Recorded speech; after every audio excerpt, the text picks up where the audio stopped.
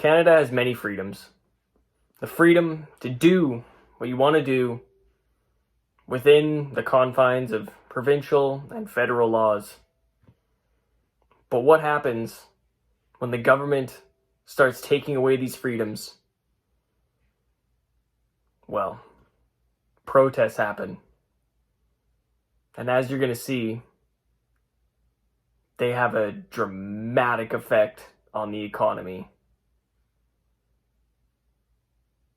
The Freedom Convoy.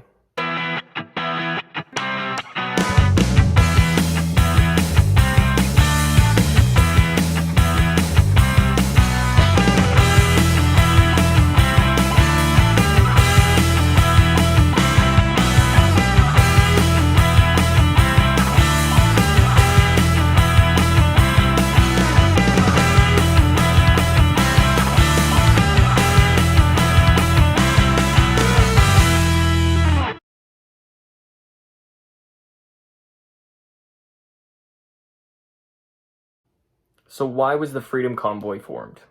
What is the Freedom Convoy?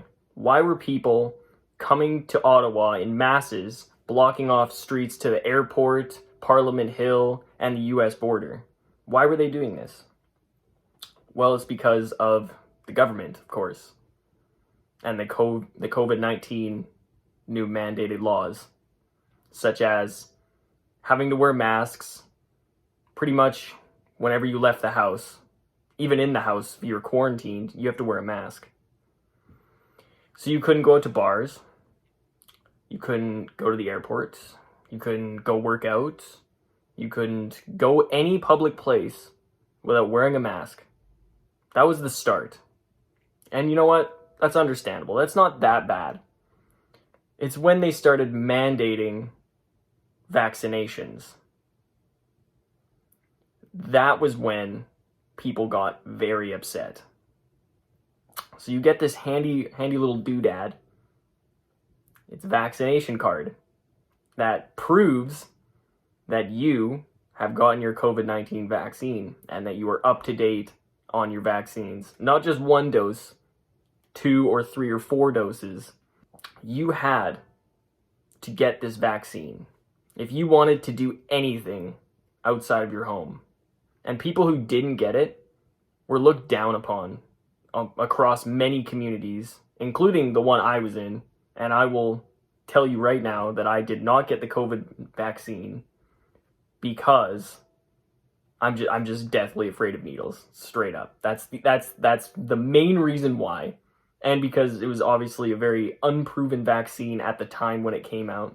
So I was a little reluctant. Plus I'm young. I wasn't going to die anyways. The thing that really wreaked havoc on people and their lives was the fact that some businesses started mandating you to have your vaccines to work there, such as hospitals, trucking companies, small businesses, grocery stores. They all mandated that you get a vaccine, and if you didn't get your vaccine, you got fired. And a lot of nurses and doctors in BC and Canada as a whole have not been allowed to return to work because they have still not gotten their COVID-19 vaccines. And we have like one of the greatest doctor and nurse shortages in Canada. BC is horrible for their healthcare. It takes months just to get in for surgery. So as you could assume, this caused a lot of civil unrest. And the people were very pissed off that they were going to get fired for not having their COVID-19 vaccine.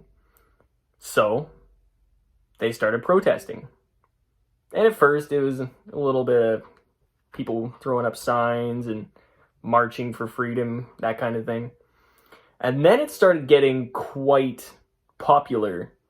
And a lot of people from around the country started showing up in Ottawa with big semi-trucks, blocking streets, putting signs up everywhere, defacing the Terry Fox statue in Ottawa. I mean, they didn't like actually deface him. They just put like Canadian clothes on him and like anti-Trudeau pictures in his hands, that kind of thing. It was quite funny, but it's still disrespectful.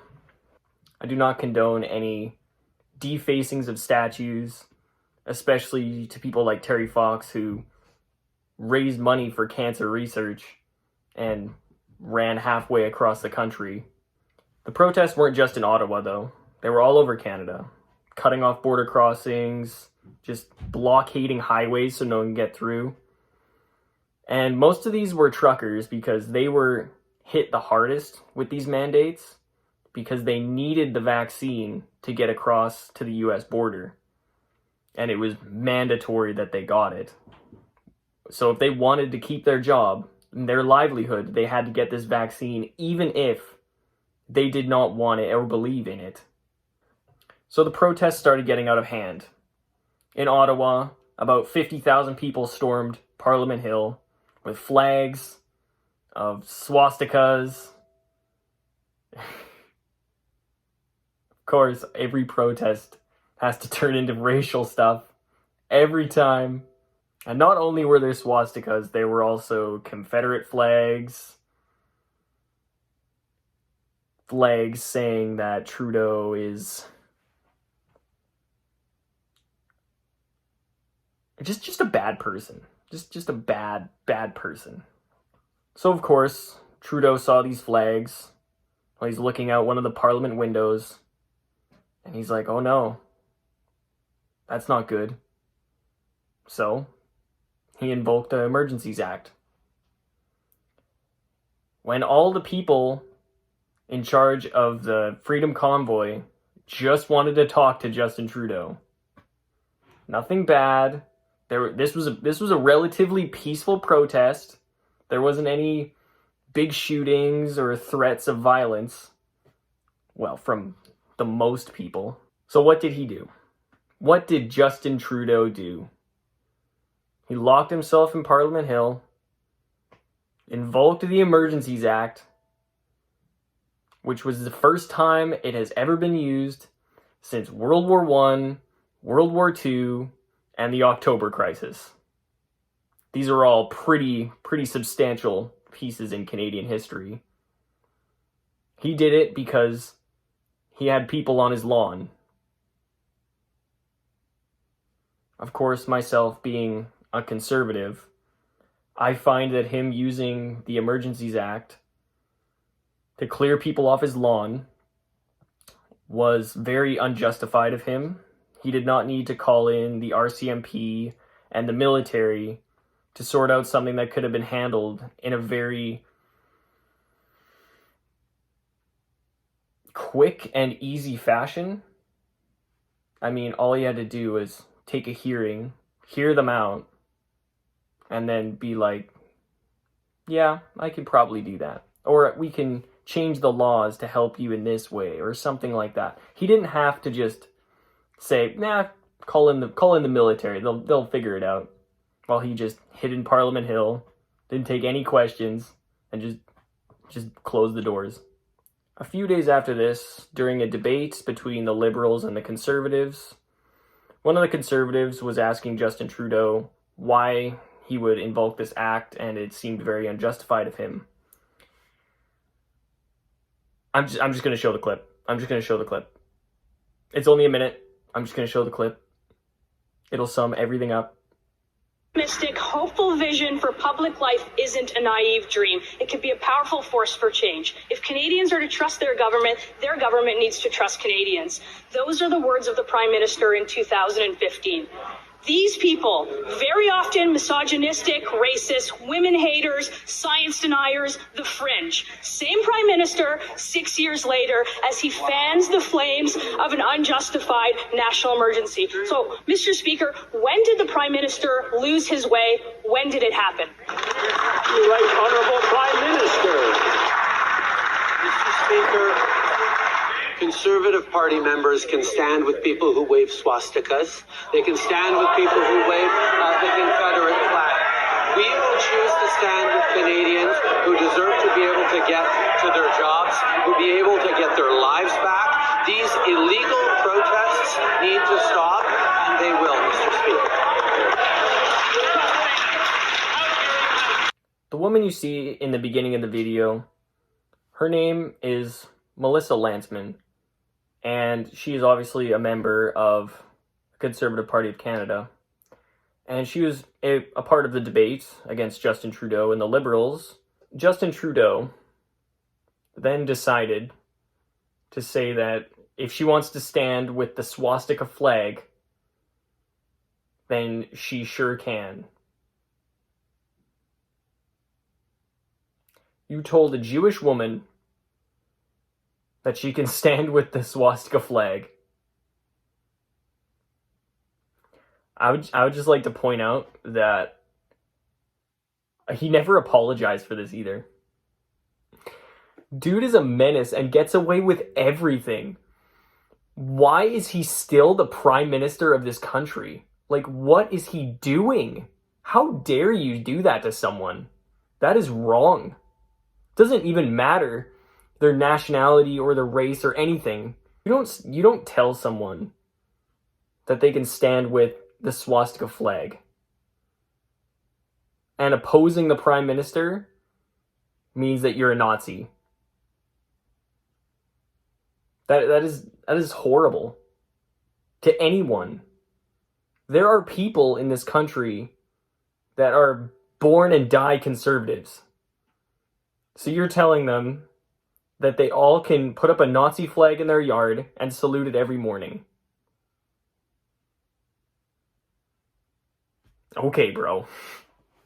So the Freedom Convoy eventually came to an end on February 23rd, 2022. Not even a month of protesting.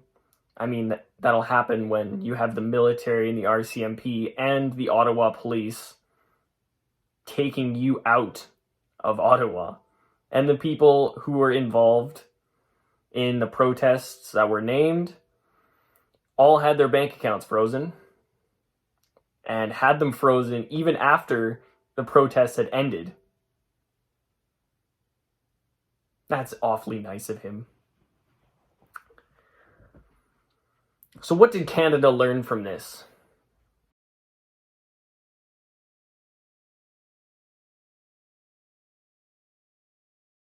Nothing, I guess. And some people support what Trudeau did and invoked the Emergencies Act. They supported it.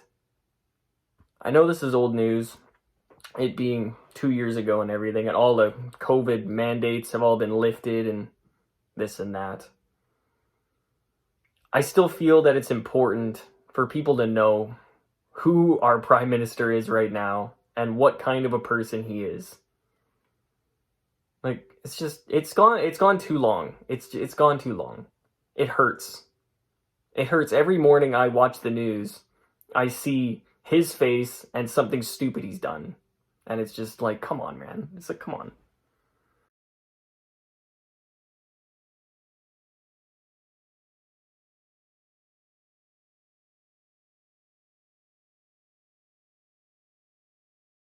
So remember, the next time that there's a protest at Parliament Hill, and believe me, there will be,